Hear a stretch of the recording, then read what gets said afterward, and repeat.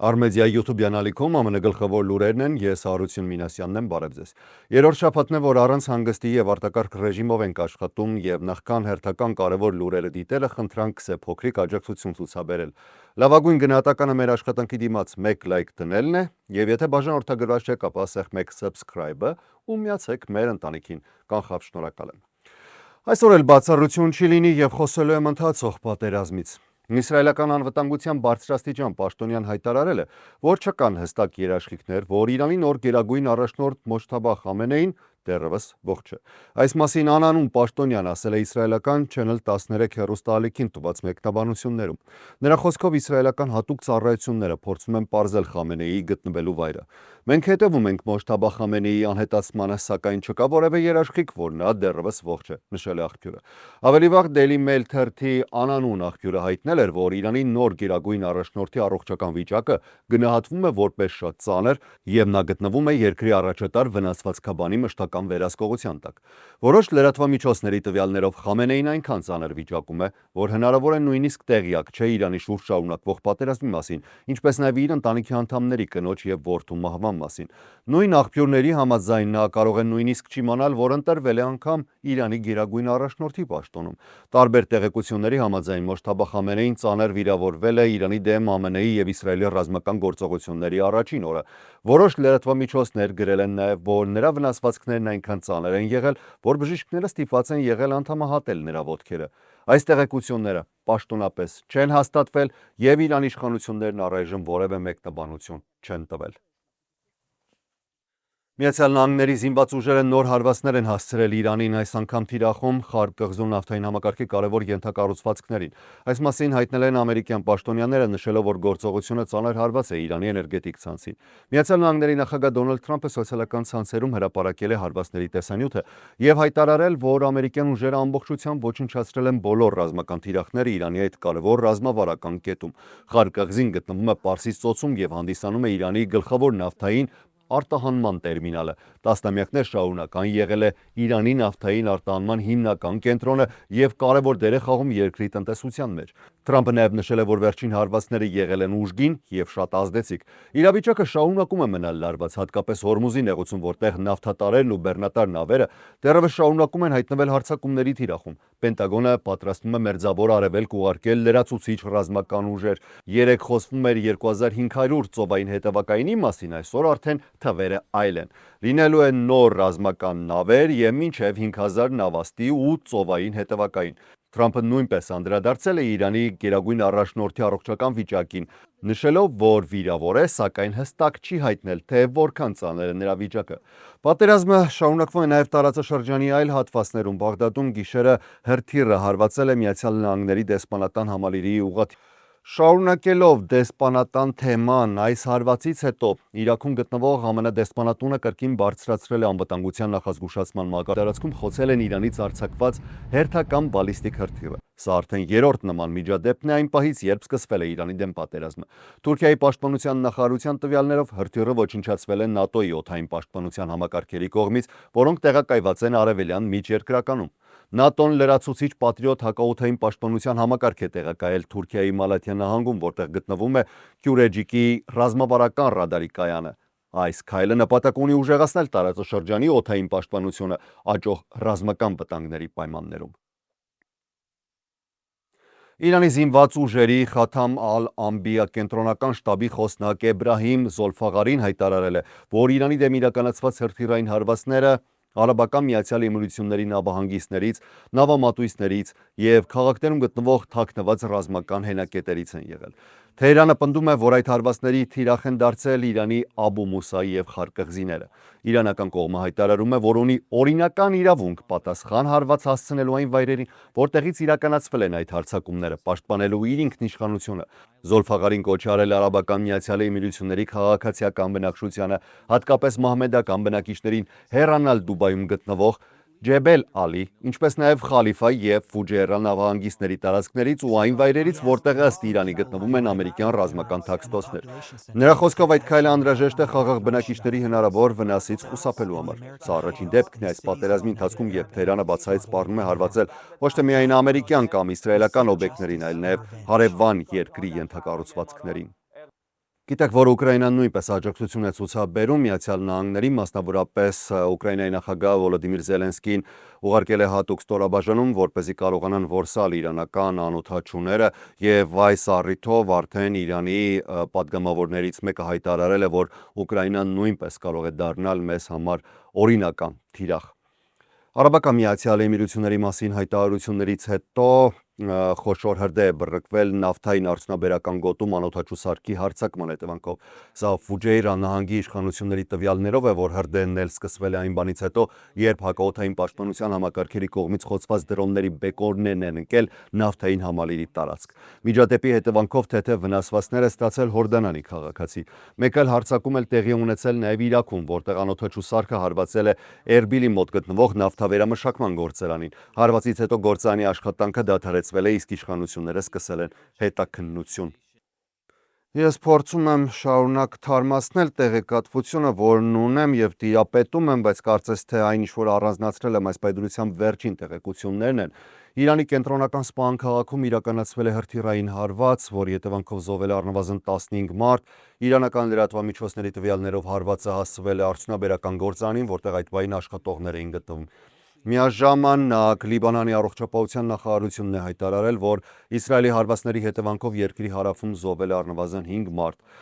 Սաուդյան Արաբիայի պաշտպանության նախարարությունն է հայտարարել, որ վերջին մի քանի ժամերին երկրի հակաօդային պաշտպանության համակարգերը խոցել են 17 իրանական անօդաչու սարք ու նշվում է, որ սա փոքր թիվ է համեմատ երեկվա, երբ խոցվել էր 65 դրոն։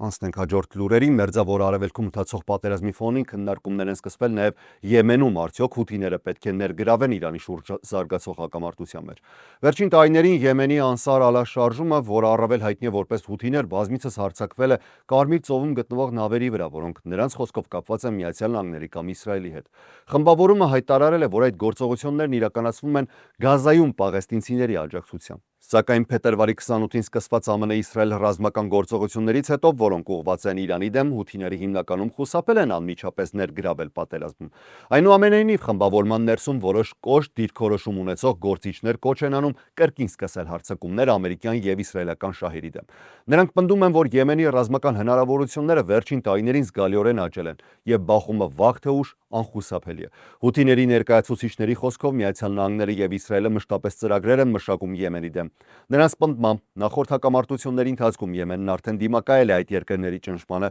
եւ այդ ժամանակից ի վեր միայն ուժեղացրել է իր ռազմական կարողությունները։ Եմենի աշխարհագրական դիրքը նույնպես կարևոր դեր ունի։ Երկիրը վերահսկում է Բաբ էլ-Մանդեբի նեղուցի մերձակայքը ռազմավարական ջրային ուղի է, որը կապում է Կարմիր ծովը Ադենի ծոցին ու հանդիսանում է համաշխարհային առևտրի կարևոր միջանցք։ Վերլուծաբանների խոսքով Եմենը կարող է օգտագործել տարբեր ռազմական միջոցներ, այդ թվում բալիստիկ եւ հիպերձայնային հրթիռներ, որոնք տեսականորեն կարող են թիրախավորել ինչպես Իսրայելի քաղաքները, այնպես էլ Միացյալ Նահանգների ռազմական եւ տնտեսական օբյեկտները տարածաշրջանում։ Միաժամանակ Եմենի ներսում կա նաև այլ տեսակետ երկար տարիներ շարունակվող պատերազմները ծանր հարված են հասցրել երկրի տնտեսությանը, ենթակառուցվածքներին եւ բնակչության կյանքին։ Քաղաքացիների մեծ մասը այժմ ցանկանում է, որ պարզապես երկիրը կենտրոնանա իր ներքին զարգացման եւ տնտեսության վերականգնման վրա։ Իրանի վերջին շահի որդին Ռեզա Փահլավին հայտարարել է, որ կապի մեջ ԱՄՆ նախագահ Դոնալդ Թրամփի վարչակազմի հետ ու պատրաստ է վերադառնալ Իրան այն դեպքում, երբ երկրում իշխանափոխություն տեղի ունենա։ Այս մասին նա հայտնել է ամերիկյան լրատվամիջոցներին։ Փահլավին ասել է, որ ինքը կապ է հաստատել ԱՄՆ վարչակազմի հետ հատուկ բանագնաց Սթիվ Վիթքոֆի միջոցով։ Փահլավին նշել է, որ նաև հանդիպումներ է ունեցել կոնգրեսի անդամների հետ ինչպես Սենատում, այնպես էլ Ներկայացուցիչների պալատում,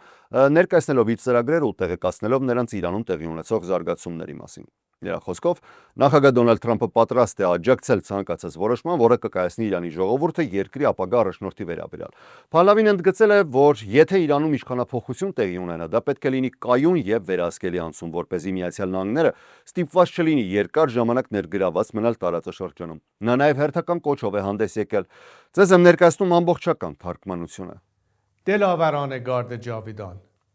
Անմահ պահակախմբի քաջ հերոսներ։ Ես ողջունում եմ ձեզ, ձեր խիզախության եւ զոհաբերության համար։ Վերջին 3 ամիսների ընթացքում ձեզանից հազարավորները Իրանի տարբեր շրջաններում գործող փոքր, բայց արդյունավետ խմբերով ցուցադրել են բացառիկ քաջություն։ Այնինչ դուք արել եք դարեր շարունակ կհիշվի։ Իրանական ժողովուրդը երբեք չի մոռանա ձեր զոհաբերությունը եւ այն գինը, որը դուք վճարեցիք հայրենիքի ազատագրման համար, հատկապես հունվարի 8-ին եւ 9-ին։ Ես ձեզ ասել էի, որ օգնությունը ճանապարհին է։ Այժմ այդ օգնությունը հասել է։ Ես կոչ եմ անում ձեզ Իրանի ամենախիզախ եւ ամենանվիրված որդիներին ու դուստրերին, որպես ժողովրդի առաջամարտիկ ուժ, շարունակել ամեն կերպ մաշեցնել եւ թուլացնել Իսլամական Հանրապետության ճնշող ապարատը, որն արդեն ծանր հարվածների տակ է երկնքից, որպեսզի ճանապարհ հարթենք դրա վերջնական փլուզման համար։ Հիշեք, որ սա փողոցային ցույցերի կոչ չէ, սա կոչ է ձեզ անմահ պահակախմբին հասցնել խելացի եւ արդյունավետ հարվածներ արդեն հյուծված եւ թուլացած ռեժիմին, որպեսզի միլիոնավոր իրանցիների համար ճանապարհը բացվի եւ նրանք կարողանան դուրս գալ փողոցներ։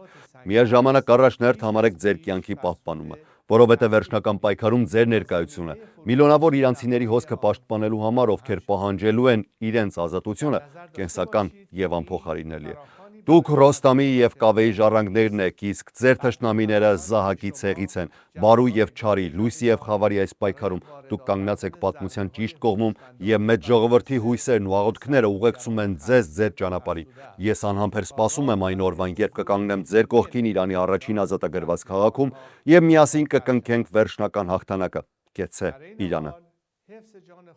Եվս մեկ անգամ թարմացում փնտրենք, եթե չկա, ապա շարունակենք,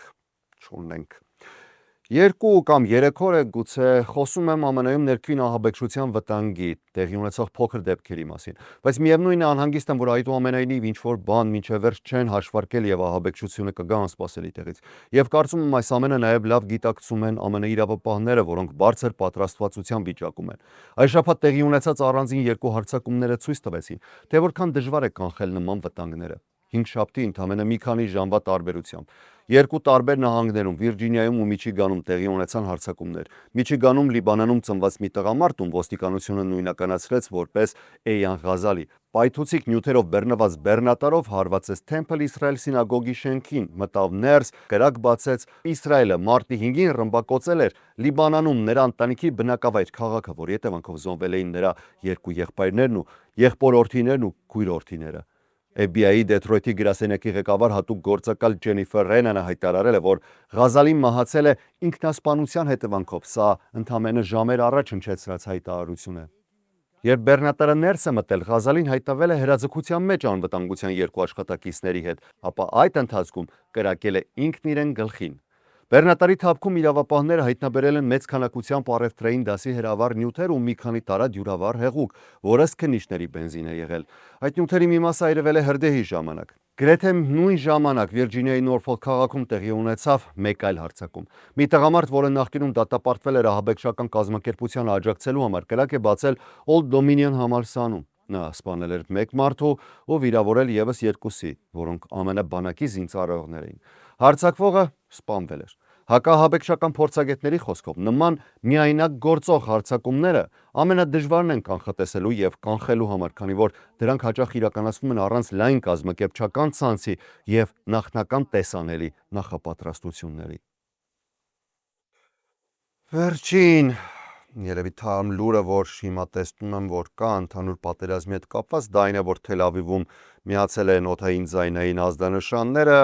Իսրայելը Իրանի կողմից հարձակման է ենթարկվել այս ժամերին Իսրայելի ժամանակով կիրակի առավոտյան։